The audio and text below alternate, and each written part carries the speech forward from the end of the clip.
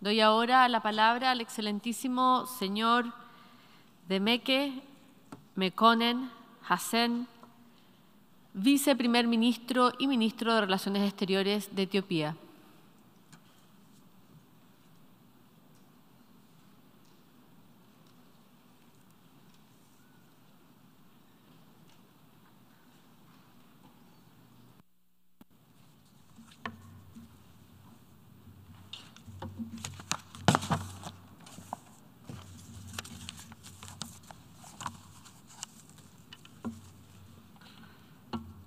ክቡር የጠቅላላ ጉባኤው ፕሬዝዳንት፣ የተከበሩ የተባበሩት መንግስታት ድርጅት ዋና ጸሐፊ፣ የተከበራችሁ የሀገራችን መሪዎች፣ መላው ሰላም ወዳድ የዓለማችን ህዝቦች፣ ክቡራትና ክቡራን፣ ክቡር ፕሬዝዳንት የ77ኛው ጠቅላላ ጉባኤ ፕሬዝዳንት ሆነው ስለተመረጡ ለእርሶና ለሀገሮ ደስታዬን ልገልጽ እወዳለሁ። በተጨማሪም የ76ኛው ጉባኤ ፕሬዝዳንት ክቡር አብዱላሂ ሻሂድ ስላሳዩት አመራር ምስጋናዬን አቀርባለሁ። በዚህ ታላቅ ጉባኤ ሀገሬ ኢትዮጵያን በመወከል ንግግር በማድረጌ የተሰማኝ ደስታ የላቀ ነው። Mr. President, we are at a historic crossroads in the evolution of our multilateral system. Humanity is facing multiple and complex challenges ranging from climate change, extreme poverty, conflicts, terrorism, and geopolitical tensions. The consequences of these global challenges are of epic proportions and leave adverse socio-political impacts across the world. Nevertheless, international cooperation is not at a level near the gravity of the challenge. Although climate change and the resulting extreme weather conditions occur throughout the globe, the crisis largely affects the minimally resilient and the least responsible for causing the problem. A case in point is our region, the Horn Africa, which in some part is highly hit by record-level drought while sustaining extreme flooding in other parts. Mr. President, climate disaster and its insufferable impacts are preventable. I therefore make an urgent call to all states gathered here to translate rhetoric into action. We must realize our climate finance commitments to build resilience and mitigate impact. We should act to meet our emission reduction targets. This requires focused coordination, non-politicization, avoidance of securitization, and good faith cooperation among all stakeholders. I must emphasize, Africa is not responsible for the historic emissions that caused the climate crisis. Yet, we are the ones making the most tangible contribution to mitigate the impacts of climate change. In Ethiopia, our afforestation program, the Ethiopian Green Legacy initiative, saw the planting of billions of seedlings and created a strong culture of afforestation. We are also on a path to sustainable energy transformation and green growth. These proactive programs deserve recognition and tangible support. Mr. President, we have a shared planet and a common destiny. Overcoming our collective challenges require concerted efforts and trusted global leadership. We are gathered here because our forefathers, learning from the tragic episodes of human history, decided to establish the United Nations as the guardian of peace. However, we are yet to achieve true universality in the main organs of the United Nations. Africa has no permanent seats at the UN Security Council. Our request for African solutions to African problems is yet to be given the respect and support it deserves.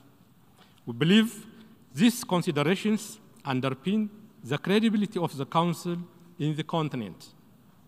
African problems are sustainably addressed when approached in the true context of the region and take full account of the strategic interests and aspirations of the countries concerned. It is only when we do this and uphold regional solutions we could start reducing the proliferation and overextended study of African issues in the UN Security Council. Mr. President, for the past 4 years, Ethiopia has made significant progress in its socio-economic development and democratization. These years have also been compounded by challenges that tested our survival as a nation. In November 2020, the most heinous and treasonous attack was waged against the Ethiopian National Defense Force that protected not only the peace and stability of Ethiopia, but also helped keep peace in other countries on behalf of the United Nations and the African Union. The criminal group that remains hell-bent in destroying societal foundation of our country colluded with external actors opposed to our development aspirations. The insecurity this group created has been very tragic and costly. Yet, the government of Ethiopia has earnestly tried to avoid this conflict. Regrettably, our efforts to prevent the conflict from igniting were not successful. Thanks to the resolve and determination of Ethiopians, the designs of our adversaries against Ethiopia's progress have been frustrated. We have also paved a path for peace and recovery, relying on the ability of the peace-loving people of Ethiopia to reconcile, make peace among ourselves, and start the process of healing. We thus call for support to our agenda for peace, reconciliation, and reconstruction. We also urge respect for and support to the EU-led peace process. Any other approach, including the politicization of human rights and unilateral coercive measures, will not yield any positive outcome. Mr. President, the past year has also been a milestone for my country and we believe to the entire Nile River Basin. Our project, the Grand Ethiopian Renaissance Dam, commenced lighting our homes and fulfilling our intergenerational aspiration. All the glory and gratitude go to the people of Ethiopia who financed this project. The dividend goes far and wide to the entire region.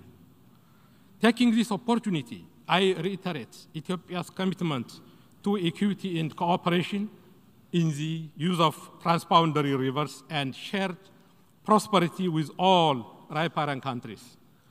We will continue in good faith the trilateral negotiation under the auspices of the African Union to reach a mutually acceptable outcome. Mr. President, over the past 3 years, the implementation of the Sustainable Development Goals encountered serious setbacks. The global COVID-19 pandemic has tested our health system.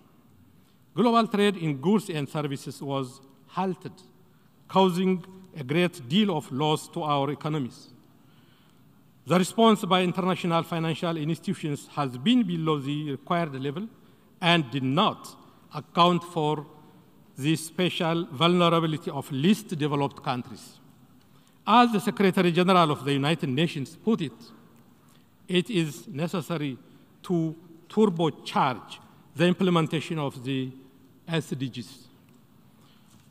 We call for enhanced focus and support to national efforts to improve agricultural and manufacturing productivity, increase investment, facilitate technology transfer, foster fair trade, redouble debt cancellation, and restructuring and enhance international finance for national priority projects. Furthermore, we should enhance the efforts to combat illicit financial flows, unlawful extradition and trade of minerals and corruption. Africa's youthful population and its vast natural resources should be a source of growth and better jobs. Africa can be the showcase for green and sustainable development. It can feed and power itself and the world.